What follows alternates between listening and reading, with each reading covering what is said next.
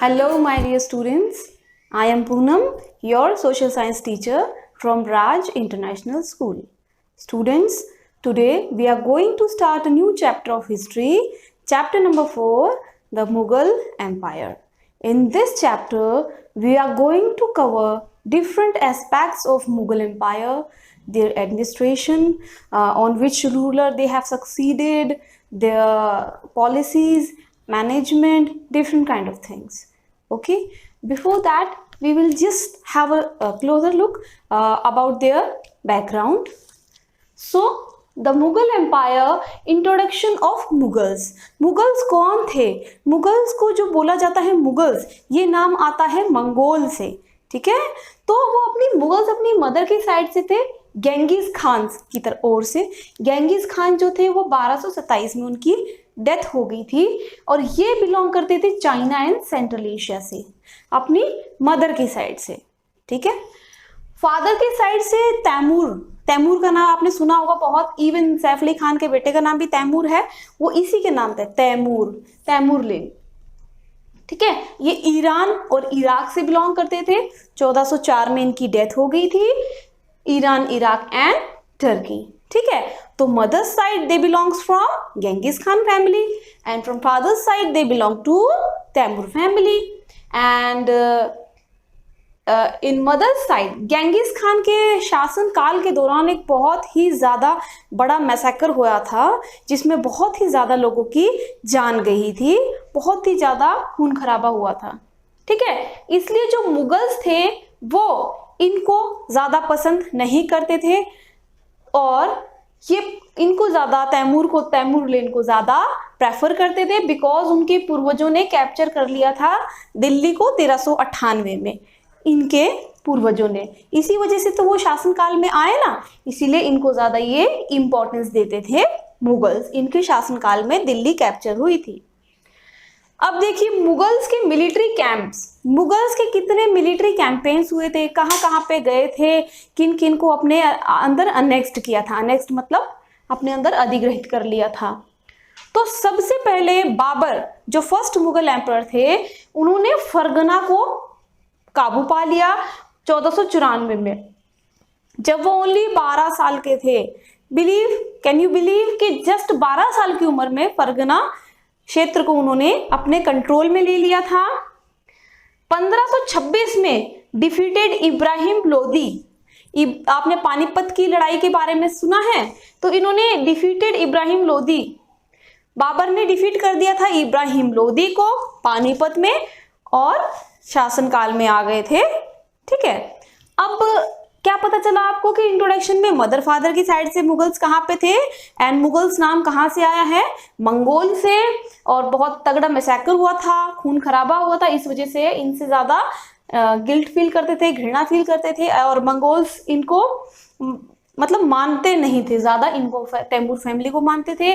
Captured कर ली थी दिल्ली 1398, इसलिए इनसे ज़्यादा बॉन्डिंग हो गई थी, ठीक है। भाजी सब्जी, ये क्या लिख दिया मैंने, गलती से लिख दिया क्या? नहीं, भाजी सब्जी बेटा, भाजी सब्जी मैं आपको बताती हूँ क्या है। भाजी है आपको जो मुगल एम्परर्स है ना, इनको याद करने की एक ट्रिक है, BHAGI, भाजी। बाबर, हुमायूं, अकबर, जहांगीर एंड शाहजहां, औरंगजेब, बहादुर शाह, फर्रुखसियर, बाकी तो बहुत सारे लोग आए, ठीक है। आप भाजी सब्जी याद करेंगे तो आपको पूरी हायरार्की किसके बारे में पता चल जाती है?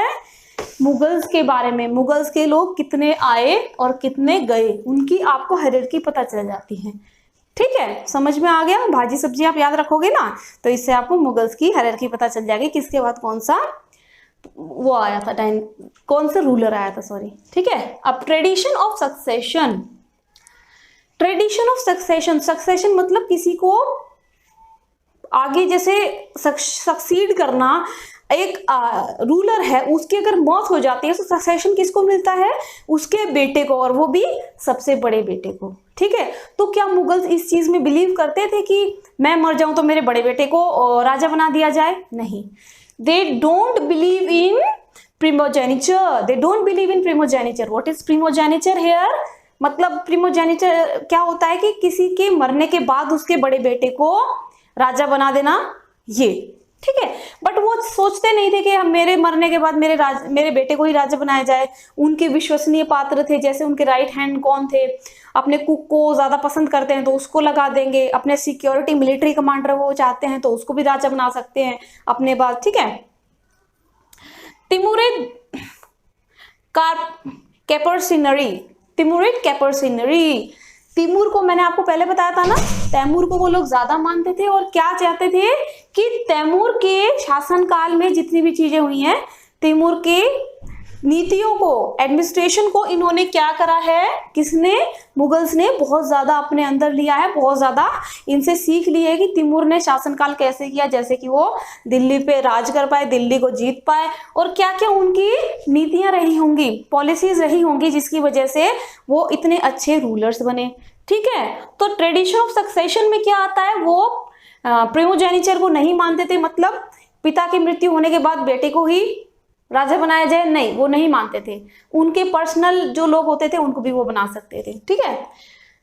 तिमुरिद कॉपर्सिनरी, कॉपर्सिनरी मीन्स तिमुरिद की जो भी चीजें थी, नीतियां, पॉलिसीज, मैनेजमेंट, एडमिनिस्ट्रेशन, उनके जो रूलिंग करने का स्टाइल था उसको उन्होंने सपोर्ट किया है, उसको उन्होंने माना है, अपने मैनेजमेंट में इंक्लूड किया है, ठीक है।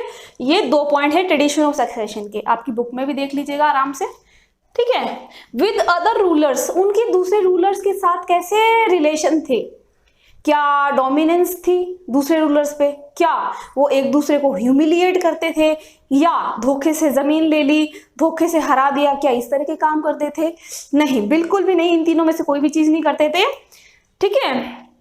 ये क्या करते थे, कैंपिंग कॉन्टिन्यूसली, मुगल्स क्या करते थे, कैंपेन्स करते रहते थे दूसरे राजा को हराने के लिए, दूसरे राज्य को अपने अंडर लेने के लिए, ठीक है।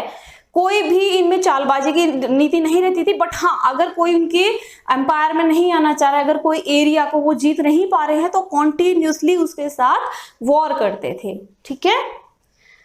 अदर्स ज्वाइन, और उनकी मिलिट्री इतनी अच्छी थी, उनकी मैनेजमेंट इतनी अच्छी थी, जो इंडिविजुअल रूलर्स थे वो वॉलंटियरली मुगल्स को ज्वाइन कर जाते हैं एट अ स्पेसिफिक टाइम, जिसका सबसे बड़ा एग्जांपल है Rajputs. Rajputs were given important positions in the court. Rulers get married, दूसरी और क्या चीज थी जिससे कि लोग इनकी मुगल्स के मैनेजमेंट में आ जाए, मुगल्स की हायरार्की में आ जाए, क्या था कि वो उनकी बेटियों से शादी कर लेते थे। अगर बेटियों से शादी हो गई तो ऑब्वियसली अगर आप उनके घर के दामाद हो तो आपको कोई अच्छी रिस्पॉन्सिबिलिटी मिलती थी, कोई हाई पोजीशन, पॉलिटिकल पोजीशन, आपको इकोनॉमिकल पोजीशन, आपको रेवेन्यू का हेड भी बना सकते थे, कुछ भी हो सकता था, ठीक है। इसलिए वो लोग क्या करते थे, उनकी बेटियों से शादी कर लेते थे, जैसे कि उनका भी नाम आ जाए मुगल वंश में, ठीक है।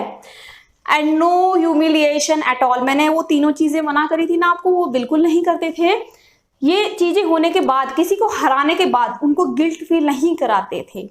They were given the equal status, they were given the full respect, कोई ह्यूमिलिएशन नहीं, कोई टॉन्टिंग नहीं करते थे Mughals, they were very good rulers, ठीक है। तो आज आपने क्या पढ़ा है, बैकग्राउंड पढ़ा है मुगल्स का, कि वो मदर साइड, फादर साइड कहाँ से थे, कहाँ कहाँ, चाइना, सेंट्रल एशिया, कहाँ मदर साइड गेंगिस खान ने रूल किया, Iran, Iraq and Turkey Tamerlane ने शासन किया, इनको लंगड़ा शासक भी कहा जाता था। मैसेकर किसके, गेंगिस खान के शासनकाल में हुआ था, और कैप्चर दिल्ली तैमूर ने किया था। मुगल के मिलिट्री कैंपेन्स में बाबर ने इनको हरा दिया था, और इब्राहिम लोदी को हरा के दिल्ली की गद्दी पे आ गए थे। भाजी सब्जी मैं आपको बता चुकी हूँ, भाजी सब्जी बिल्कुल भी नहीं भूलना है। अब ट्रेडिशन ऑफ सक्सेशन, सक्सेशन मतलब अभी मैंने आपको बताया था, पिता की मृत्यु होने के बाद सक्सीड कौन करता है गद्दी, उसका बड़ा बेटा। बट ये नहीं मानते थे मुगल्स इसको कि बड़े बेटे को ही गद्दी पे बिठाया जाए, वही सबसे बड़ा हकदार ये है। लास्ट चैप्टर में मैंने आपको रजिया सुल्तान के बारे में भी बताया था ना, तो ऐसा कुछ नहीं था। लेडीज थी ना, वो फिर भी बनी, बट क्यों हटी, क्योंकि लेडीज थी। इसमें क्या था, सबकी अलग अलग पॉलिसीज होती है ना बेटा, तो इसमें क्या था, प्रिमोजेनिचर को बिल्कुल नहीं मानते थे कि मैं मर जाऊं तो मेरा ही बेटा लगे, नहीं, तो वो किसको भी बना सकते थे। In short, Timur Timurid कॉपर्सिनरी, Timurid की तैमूर की नीतियों को इन्होंने माना है, मैनेजमेंट को अपने अंदर शामिल किया अपने शासनकाल में। विद अदर्स रूलर्स, मैंने आपको बताया था अदर रूलर के साथ वो ज्यादा वॉर करते थे, कॉन्टिन्यूसली ओवर द टाइम वो वॉर करते थे। इनके शासनकाल से दूसरे लोग इंप्रेस होते थे, इस वजह से लोगों ने इनको इंडिविजुअली ज्वाइन भी किया है। और उनकी सत्ता में आने के लिए, उनकी मुगल्स के सेना में घुसने के लिए, मुगल फैमिली में एंट्री पाने के लिए वो लोग क्या करते थे, उनकी बेटियों से मैरिज कर लेते थे। मैरिज कर ली तो आप एक क्लोज रिलेशन हो गया मुगल से, है ना, आप उस घर के दामाद हो गए। तो फिर क्या होता था, उनको अच्छी पॉलिटिकल पोजीशन भी मिल जाती थी, उनको पूरी रिस्पेक्ट भी मिलती थी, and being the biggest empire वहां पे आपको अच्छी ऑफर्स भी मिलते थे और अच्छी डेजिग्नेशन भी मिलती थी। ठीक है, तो आई होप ये सभी चीजें आपको समझ में आई होंगी और क्लियरली समझ आई होंगी। स्टिल अगर कहीं भी किसी भी पॉइंट में आपको कंफ्यूजन है तो आप विदाउट एनी हेजिटेशन मुझे कॉल करके पूछ सकते हो। इसी की मैं वर्कशीट भी लेने वाली हूँ, अभी मैं साइड हो जाती हूँ, आप स्क्रीनशॉट ले लीजिए इसका। देखिए, इसका पूरे का स्क्रीनशॉट ले लीजिए। इससे क्या होगा आपको कि इसमें से जो भी मैंने पॉइंट्स बनाए हैं उसको आप राइट डाउन कर सकते हैं सेम टू सेम, और इसमें से वर्कशीट आएगी तो आपको इजीली हो जाएगा लर्न करने के लिए कि क्या आ रहा है क्या नहीं आ रहा है। ठीक है बेटा, तो आई होप समझ में आएगा आपको। Thanks for watching the video, thank you.